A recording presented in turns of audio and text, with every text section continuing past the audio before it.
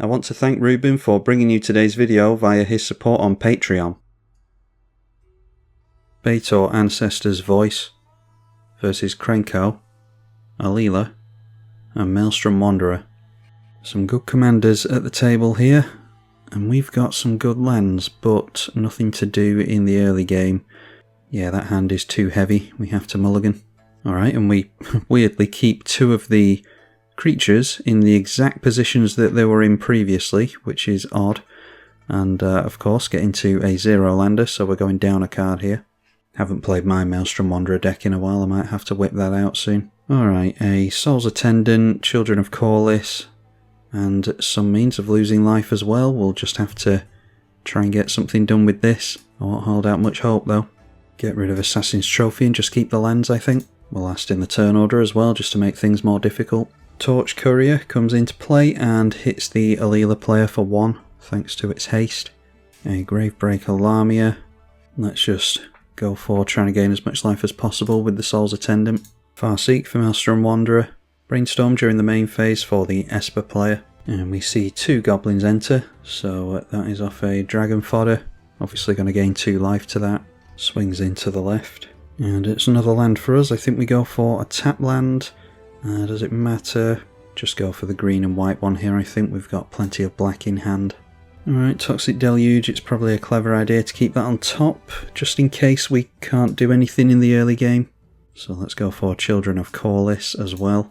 Could lose a bunch of life to Toxic Deluge, and then hold the Deluge on the stack and sacrifice this. And we just gain the life straight back at that point. Obviously we'd have to do it before it resolves because the Corliss would get wrapped up in the white. And I'm going to turn into the left against the Teamer player, because between all of them it's Maelstrom Wanderer I'm worried about. Somberwald Sage will tap for 3 mana and he's got 4 lands in play. So just 1 land next turn and we're seeing Maelstrom Wanderer.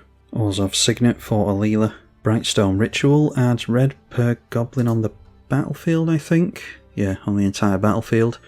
So he gains 3 mana, which allows him into a Siege Gang Commander, so that enters with 3 tokens as well. So the Soul's Attendant is going to be doing a lot for us. And I think this can point at any target. Yes, it can, so they could shock our Soul's Attendant out of the way at some point. Swings in everything down the middle. There we see the Toxic Deluge. So do we go for that now? Because we're going to lose our creatures to Siege Gang Commander anyway. And we could switch off the Maelstrom Wanderer, and we can hold on to our fetches in order to reanimate some of this stuff here. So let's try holding on to control so that we can, in theory, hold priority. It's hit and miss whether Magic Online actually wants to do it or not. Actually, we should swing in first. Go into the left and see if our opponent wants to block with the Somberwald Sage. Highly doubt it, but if he does, I might be tempted to not bother with the Deluge. Of course, decides to just take the damage. So again, hold on to control, go Toxic Deluge, and the highest toughness is 2 at the moment, so we'll just say 2. And it does allow us to hold the priority, so we've lost the life due to casting it. It's part of the cost of casting the spell. So then sacrifice Children of Corliss when it's going to die anyway, and gain the 2 life back. Might be relevant that at some point if you care about how much life you've lost and gained in a turn, which, well, you do with Betor. So hopefully that will slow the game down somewhat, because we don't want to be seeing Maelstrom Wanderer too soon. And obviously the goblins going off really quickly isn't something we want to deal with either. Okay, and Krenko scoops at the first board wipe. He had 3 cards in hand, soon to be 4, and gave up at the first sign of adversity, which is a damn good way to remain a bad player. A Llanowar Elves, and I can't remember if he made a land or not there. It's turn 4 anyway, he got a land ahead with Farseek. Yeah, so he wouldn't have made a land into his commander regardless, which is good if he's missing lands. That means he's multiple turns away from getting down his commander. Alila Artful Provocateur, good to come down after the board wipe. Apparently we could have waited on the Toxic Deluge, but no way of us knowing that really. And there's nothing for us to do here. We might as well... There's life loss on Verdant Catacombs, but no Polluted Delta because it's black, and we might as well do something here. Go for a Surveil land. And Painful Truths, we've got 3 colours to dump into that. Shame we didn't draw into it this turn, but keep it on top. A very, very slow game for us. So I'm thinking we're going for Lamia next turn, putting something into the bin and then trying to gain a bunch of life. Aurora Phoenix, and that is the first instance of Cascade, so it is Cascade Tribal, seemingly. And gets him into a Garruk's Uprising is good, Trample, and will cantrip when the bird enters. Phyrexian Arena, the first enchantment played into a Leela, so makes a 2-1 flyer. And swings in at us. We are at the highest life total, and commander damage might matter. Hoping it doesn't become a 2v1 though. You ignore Maelstrom Wanderer at your own peril. So we know we're drawing into the Painful Truths. Let's go Llanowar Wastes. Good to get a Pain land in, because obviously we can take damage to that into Betor. Gravebreaker Lamia. We'll be able to gain life off that next turn. Or actually, speaking of Pain mana, we could go for our commander. We care about life loss for reanimation. Yeah, so I'm actually going to go for that and get the Soul Sister into play, now that we've got another token enabler. Or our opponent has made a token enabler, I should say. So we all have flyers to point at each other now. The Phoenix and our commander can trade each other, and I'm thinking there's going to be a Death Toucher held back here. We've lost a life, so Betor can bring back the Soul's Attendant. Etali, Primal Conqueror, is just straight up hard casting things instead of cascading into them. He will draw a card from the Garruk's Uprising when it enters. Obviously, we will gain a life to every creature that enters as well. See how many creatures he gets off the Etali. That is a Goro Goro, can't afford the haste. Talisman of Hierarchy from the Esper player. Manages to steal a Speed Demon from us, another flyer. And he is able to swing in here, so might be that he can get his engines up to level 2. And once he gets this into play with all the haste, that's going to be even more relevant. The 5-3 turns in at us, trying to get us to block with the commander. So he does manage to get his engines up to level 2. Goes down to 34, up to 8 in hand. The difference being that we're a life gain deck, so we can stem the bleeding from this thing. I'm not sure our opponent's going to be able to. Speaking of which, Phyrexian Arena continues to bleed the Alila player, who starts at 8 in hand. Only 3 lands by turn 6 is pretty unlucky though. I think if we're going to start worrying about flyers coming in towards us, it would be worth getting down the Serra Ascendant, which we could throw in the bin with this and take 1 pain while we do it. Mindstone makes another fairy. And deciding to hold back the Death Toucher this time, now that Maelstrom Wanderer is starting to Maelstrom Wander. Cultivate, yeah, we're drawing into things too late, unfortunately. I would really like to play that, but I'm thinking Gravebreaker Lamia for the Serra Ascendant, like we said. We only have to take 1 life though, we don't have to take the Pain mana to Llanowar Wastes. Let's take a life to Verdant Catacombs. Could lose 4 life in total. Yeah, there's not anything that great to reanimate for just the 4 mana. Maybe it would have been worth playing Verdant Catacombs and not cracking it here. Maybe we can dump something in the bin that's relevant. We want to tap land regardless. That is a Temple Garden. I think we can throw away, although it is a shock land, but it won't necessarily matter next turn because we're taking life to Painful Truths anyway. Maybe could block with Gravebreaker Lamia and reanimate it, but it's difficult to know what our opponents are going to do. I'll keep it on top, simply because we can take life to it. Play the Lamia. I'm thinking that Etali might swing in towards us, and if we can throw the Lamia away, we can reanimate it and tutor again. So we can put any creature in here. I was looking at the Enduring Tenacity, which could be good if creatures keep coming down, but I don't think we're quite there with that yet. So let's just stick to the plan of the Serra Ascendant. And then we can't swing in because we're up against either a 5-5 or a Death Toucher. So Betor can put plus counters on stuff. Let's throw it on the Gravebreaker Lamia, reanimate the Serra Ascendant, and we gain a life again when that enters thanks to the Soul Sister. Still 8 cards in the Teamer player's hand and plenty of mana. This is 9 mana to transform, so he's 1 mana shy unless he can drop a land. Not worthy discarded to hand size. It must have been a Maelstrom Colossus here. Is it Signet? And a Gruul Signet. I'd concentrate more on land ramp in Teamer personally. But the rocks do enter untapped at least, so at least he can still make use of them for mana on the turn they enter. And the rocks continue, a Gilded Lotus, he better hope no one can remove artifacts. 4 mana from the remaining rocks, and that is a Goreclaw. Does this have to attack? Yes it does. Creatures with power 4 or greater, +1/+1 and trample. They already have trample though from the Garruk's Uprising, that will draw him a card when it enters. So still haven't seen his commander yet. The scariest creature on the board has trample out of the box. 5-5 swings in at our 6-6. which I'm fine to throw in the bin if we have half a chance of reanimating it. This is what will make me glad that I held on to the shock land on top, because it's 3 life to this, 2 life to the shock, 6 to the pain land we can lose next turn. Natali's going into the right, the bird comes in at us. Maybe he's thinking that we'll get +1/+1 from this. I'll kill this off while we've got the chance. That triggers at the beginning of the end step, so we'll lose out on card draw here. A couple of fairies go in the way of Atali, so only blocking 2 damage there. We will block our own demon and get it back. If we were to block this, it would come back next turn to the Maelstrom Wanderer most likely.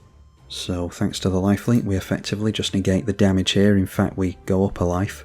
And his speed does go up again, but I can't see that being relevant now that this thing's gone. 9 cards in Alila's hand this time. Let's see if he can get into a land. He does manage to make a basic by turn 7.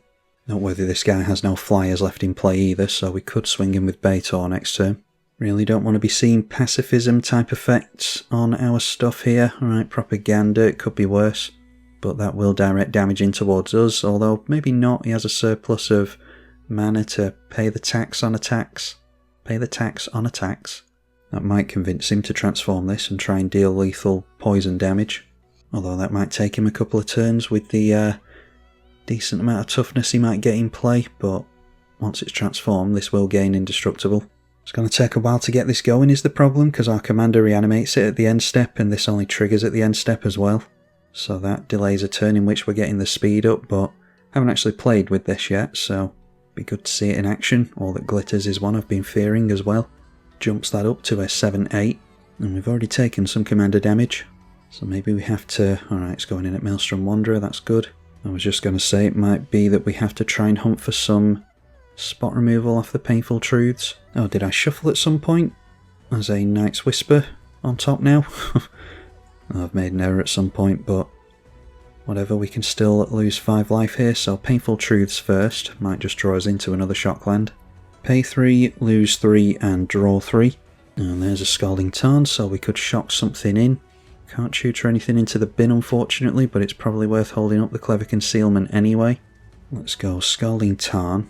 Oh, hang on, I've done this before. Why is Scalding Tarn in the list? This is because of Moxfield. I've made it so I can add all the fetches at once, but I thought it would not add an Izzet fetch to a non-Izzet deck, but apparently it does. Well, we weren't making a land here anyway, so just crack that, lose a life. And then, let's see, cultivate. We've already played a land for the turn now. Yeah, so in that case, let's just go for the Knight's Whisper. So we've lost 5 life and drawn 5 cards here. Eerie Ultimatum after a board wipe might encourage me to not bother with Clever Concealment. That can ramp us ahead quite nicely as it stands now. So go through to attacks. Best to hold up. We're not going to be blocking with Betor. We can't buff it to its own ability. I'll swing in with that to gain some life. And then Serra Ascendant we want for blocks. In fact, all 3 of those creatures we want into the Clever Concealment potentially, so that's why we're holding those back. And then Betor, put the plus counters on the Serra Ascendant, I think. And reanimate the Speed Demon. And it's already the end step, like we said, in order to reanimate the Speed Demon, so it won't trigger until the next turn. Unless Alila gets Trample, it could be that we could block and then phase out with the Clever Concealment. That won't work against this player who has Trample everywhere, unfortunately. Another Cascade, Sweet Gum Recluse. It's the fun version of Maelstrom Wanderer at least. Gets him into Surat Dragonclaw, so can't have his stuff counted. And the Gum Recluse decides to put the plus counters on this thing, so that is a 9-9. Plays Sol Ring, 5 cards left in hand. Still plenty of mana to play with, although I don't think he can afford his commander now. Oh no, he gets a discount with this, doesn't he? So yeah, he definitely can.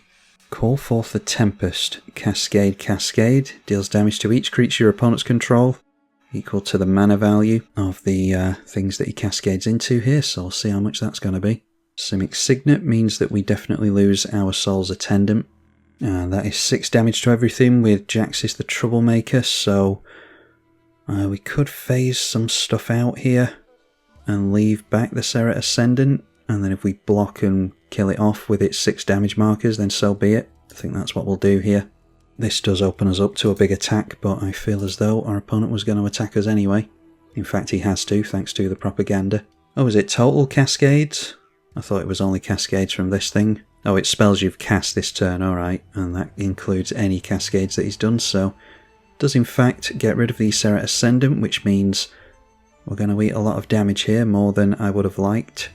Obviously could have had the Serra Ascendant survive there. He does have to be wary of the fact that he opens himself up to a swing back. Does this have reach? Yes, it's a spider, so you would assume so. Everything coming in at us, it will be +1/+1 on all this stuff. So Serra Ascendant not going to be that good, because we are now down to 26. We kept our Soul Sister in play at least. Grasp of Fate going to exile some stuff. It actually can't target anything of ours. Needs to be wary that Atali is an ETB, so if Grasp of Fate goes down, he gets to have that trigger again. Decides on the 9/9 Surak, but there's still plenty of means of trample in play. And this is likely going to become an Atali next turn as well. Baleful Strix, another Death Toucher. None of this triggering his commander while it's in the command zone. He's done really poorly on mana this game, unfortunately. And as soon as Alila's dealt with, it pretty much switches off the entire deck. Unusually, he has a Soul Warden of his own over here though. I would imagine the Temur player is going to concentrate on us and then try and bust through the propaganda later. A Witch Enchanter could change that. Yeah, missing out on that land last turn doesn't feel good because we can't go Eerie Ultimatum here unless we bolt this down. It's another means of life loss, and that might actually be worth doing here. We'll end up with a couple of creatures and, well, 3 lands, because the Scalding Tarn shouldn't be in the deck. I don't see that there's much else that we're doing, really, other than playing the Witch Enchanter and blowing up the propaganda. And we can hopefully take a bunch of damage next turn and then regain it to Children of Corliss. I think that's what we're going to have to do, so we'll take a pain damage. In fact, can we go Cultivate first? Yes, we can. So I'm going to attempt to have the Esper player take some damage next turn. And then Betor again we don't intend on blocking with, so I'll just dump the counters on Gravebreaker Lamia. It's a good reanimation target and a decent blocker with the lifelink. It can hopefully negate some damage. Decides to throw away the 0/3, that's fine.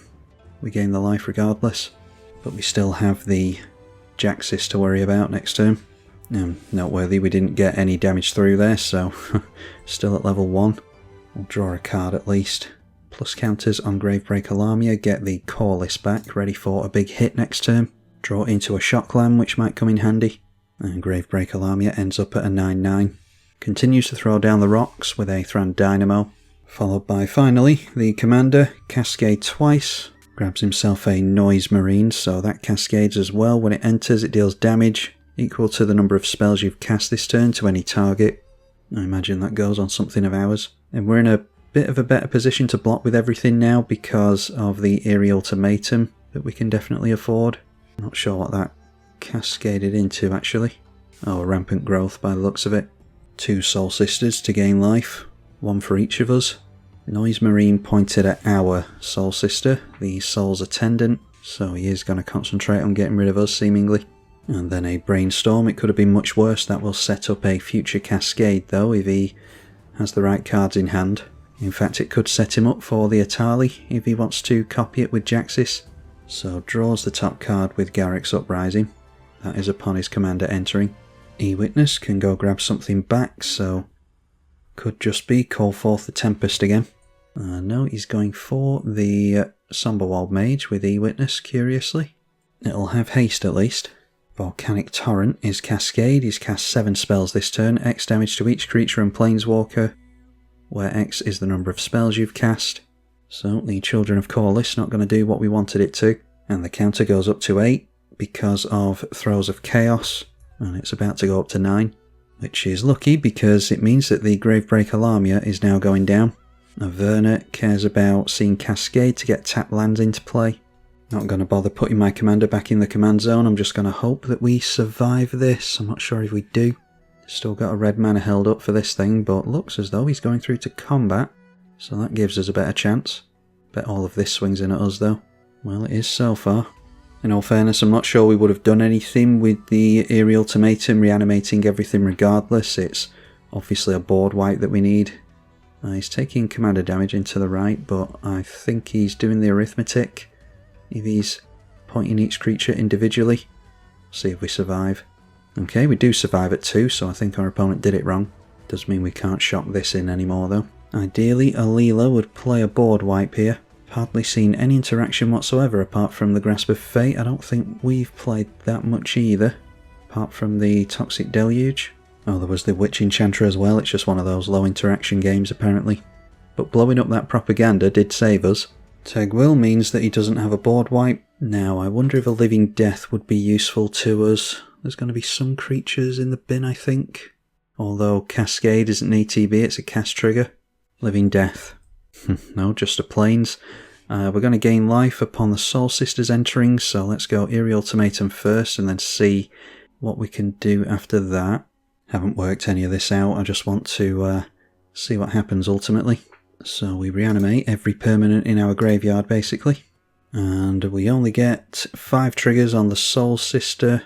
Gravebreaker can reanimate something and we can lose a decent amount of life, which I don't think is going to be relevant. Yeah, so we're up to 7, so let's just say we can lose 6. It's 1, 2, 3, 4, 5, 6 we can easily lose. The only thing we could really do is go for Disciple of Freyalise and then sacrifice the Demon so that we can draw cards and try and get into spot removal, and that would also save us as well. Maybe we're best just not losing as much life, but I don't see that it's going to make that much difference. We've already lost here, I think. I'll just try reanimating Karlov and see if we can do anything with it. So that means we sacrifice Polluted Delta and check how many basics we've got, because I might go for the Kodama's Reach. Although I suppose, yeah, we've got a forest and a swamp to fetch with that. Just make it a bayou. So we've lost 1 life to the fetch, play a Plains. We'll lose a life to Llanowar Wastes as well. And cast the Kodama's Reach. You never know, the Esper player might be able to do something after all. No basics left to go and grab. Suppose maybe I could have cracked some fetches for shocks and then gained some life in between and reanimated something bigger, but there's just nothing for us to do here. Like Valgavoth isn't going to save us, I don't think. Anyhow, we might as well do it here. So, Shocky in Temple Garden. Sacrifice the Children of Corliss. Bumps us up to 7 again, and we'll just save the fetch.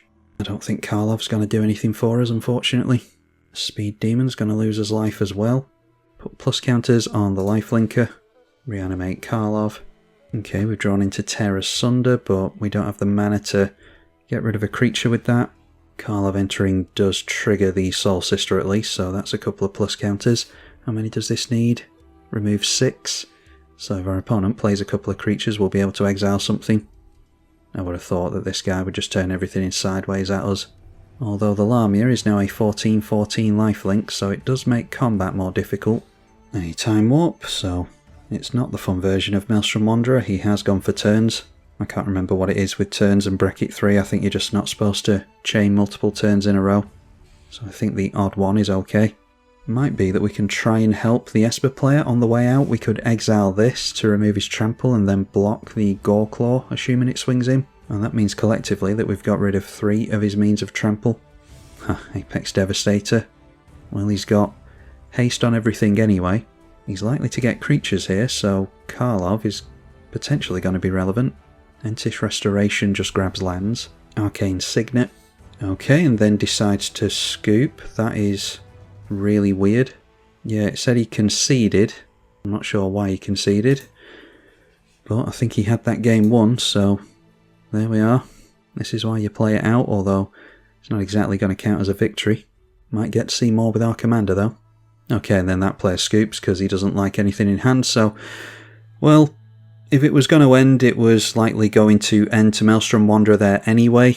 Pretty much just turns in sideways and knocks us out, maybe? I don't actually know, to be honest, because if he can't get rid of Gravebreaker Lamia being a big 14/14, that will negate some of the damage. And then if he did get into a couple more creatures, maybe we could have exiled an attacker as well, so it wasn't necessarily over, but frankly, if you're seeing this, then it's because I dumped too much time into getting other videos and couldn't get one better than this, so apologies for that abrupt ending. I'm as disappointed as you are, but that's just the way it goes on Magic Online quite often, unfortunately. If you did enjoy it, then please consider leaving a like and donating on Patreon. Massive thank you to the patrons who support already. I'm tribalkai. Thank you for watching.